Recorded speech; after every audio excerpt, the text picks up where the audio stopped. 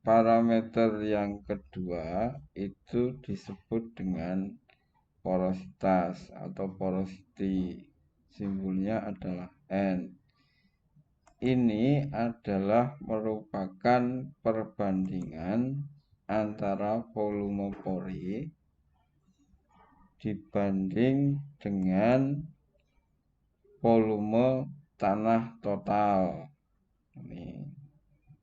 Jadi kalau dituliskan dalam bentuk persamaan, N sama dengan PV dibagi dengan P, di mana N itu adalah porositas, PV itu adalah volume dari rongga porinya, kemudian P itu adalah volume dari tanah. Porositas itu juga dinyatakan dalam desimal. Nah, sama juga dengan angka pori tadi, porositas ini juga menggambarkan besarnya volume pori dalam suatu tanah. Oleh karena itu, porositas itu juga menggambarkan kepadatan suatu tanah. Jadi tanah dengan porositas yang besar itu menandakan bahwa volume porinya besar, dan itu artinya adalah bahwa tanah itu termasuk dalam tanah yang longgar atau tidak padat. Nah, hubungan antara porositas dan angka pori itu bisa dinyatakan dalam sebuah persamaan N sama dengan E dibagi 1 ditambah E, di mana N-nya adalah porositas dan E-nya adalah angka pori. Oke, parameter yang ketiga disebut dengan derajat kejenuhan. Apa itu? Adalah perbandingan antara volume air dengan volume rongga. Dalam bentuk persamaan, S sama dengan VW dibagi VV. Dimana S itu adalah derajat kejenuhan, VW itu adalah volume air, dan VV itu adalah volume dari rongga atau volume pori. Nah, ini dinyatakan dalam persen, oleh karena itu dikalikan dengan 100%.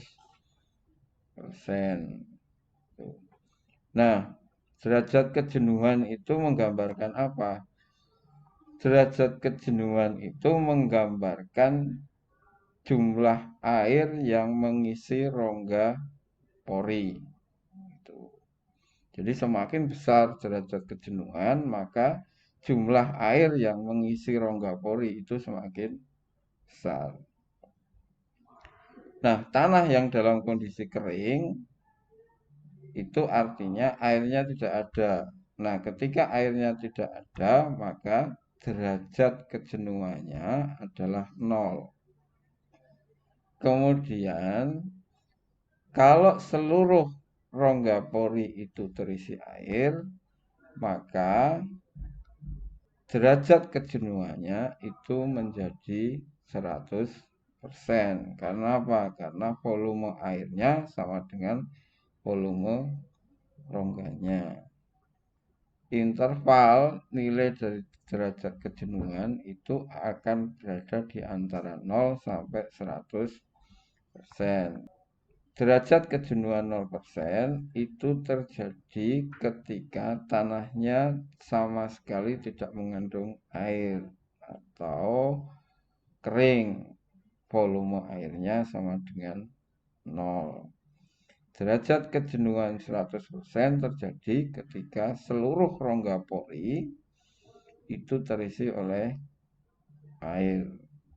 Dan kondisi itu dinamakan dengan kondisi tanah jenuh.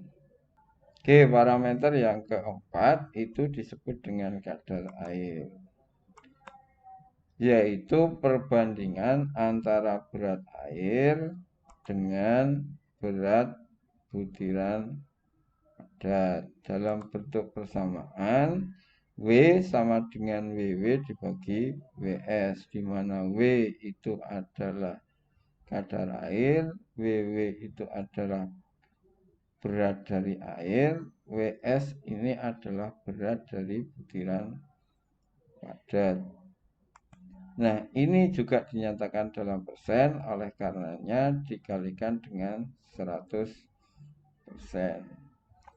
Kadar air ini adalah menggambarkan jumlah air yang terkandung dalam satu tanah. Makin besar kadar airnya, berarti kandungan air dari tanah itu makin besar.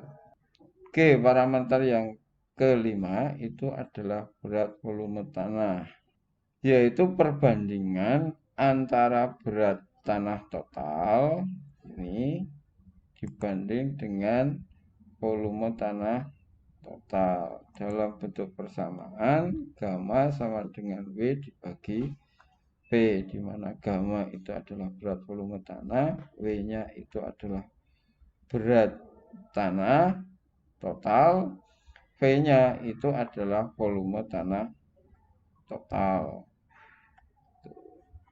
Satuannya sering dalam ton per meter kubik atau kilonewton per meter kubik atau gram per sentimeter kubik.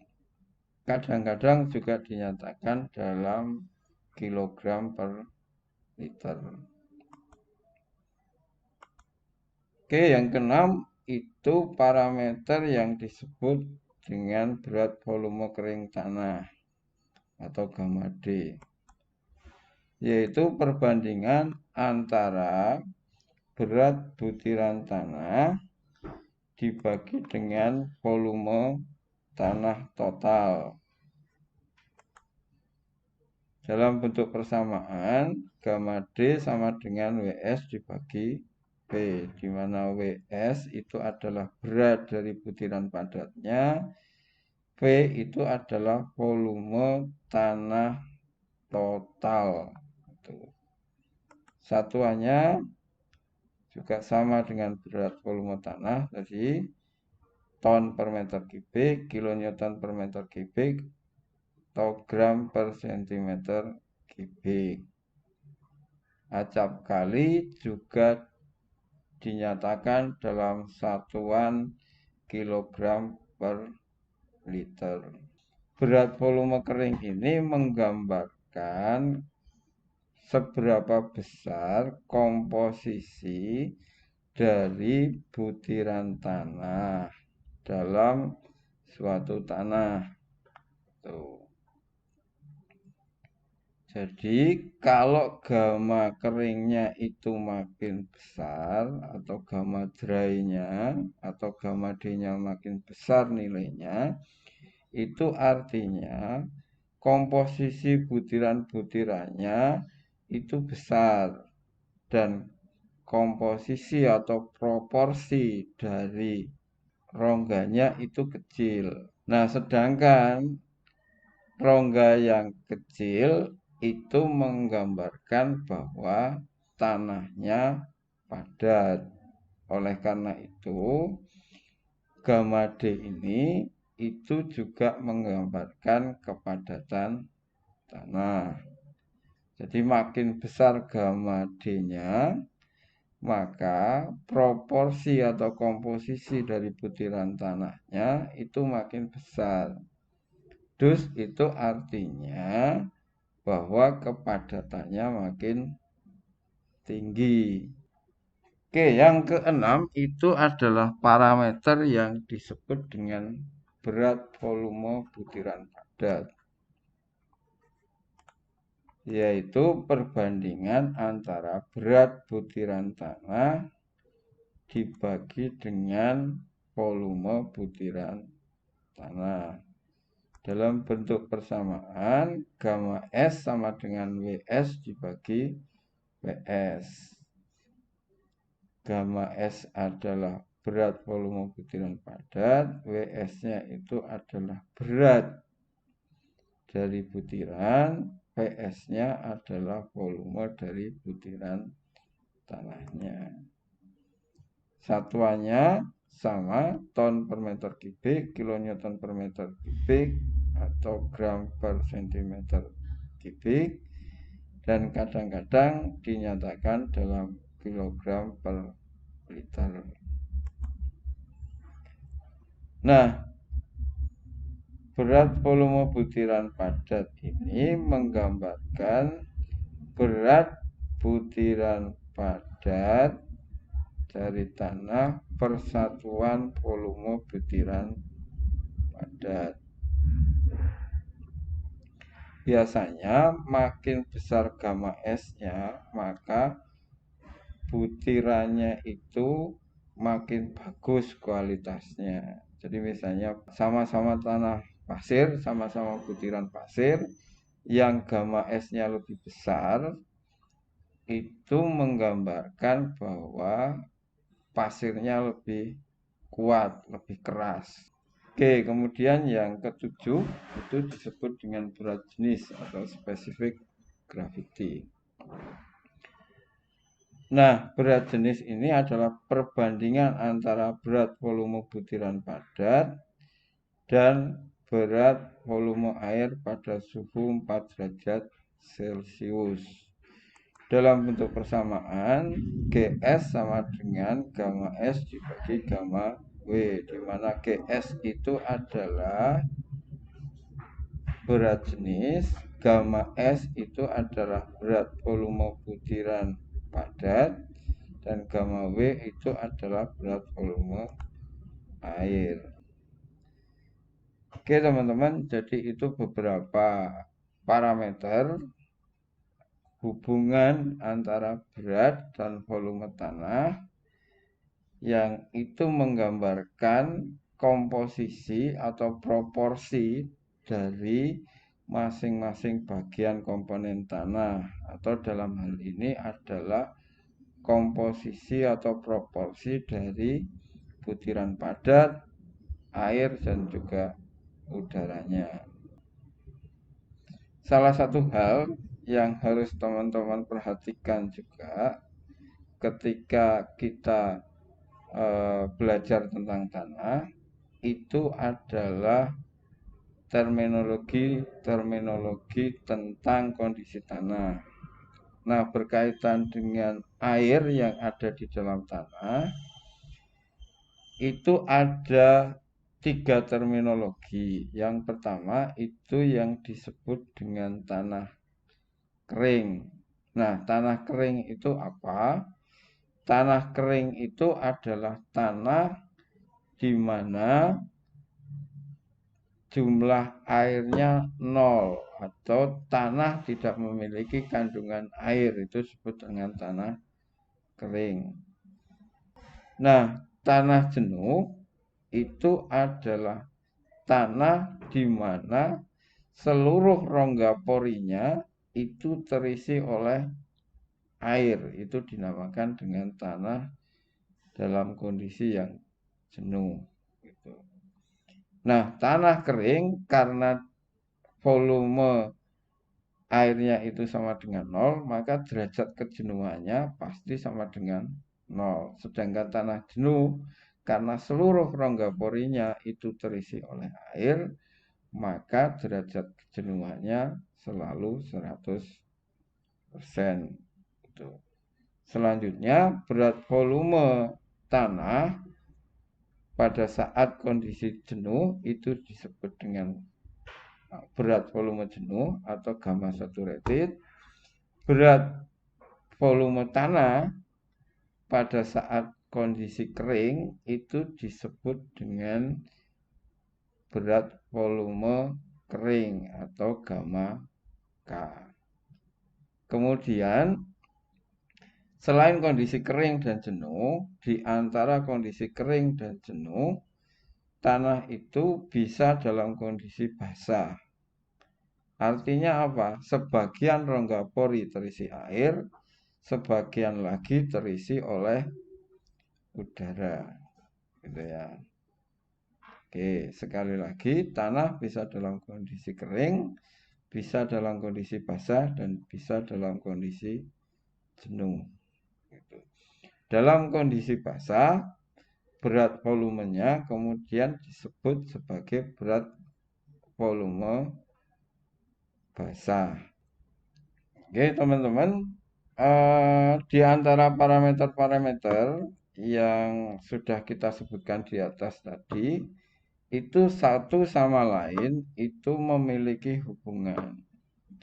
Di antaranya itu adalah sebagaimana yang tertera dalam persamaan-persamaan berikut ini. Jadi kadar air misalnya itu sama dengan S kali E dibagi dengan GS.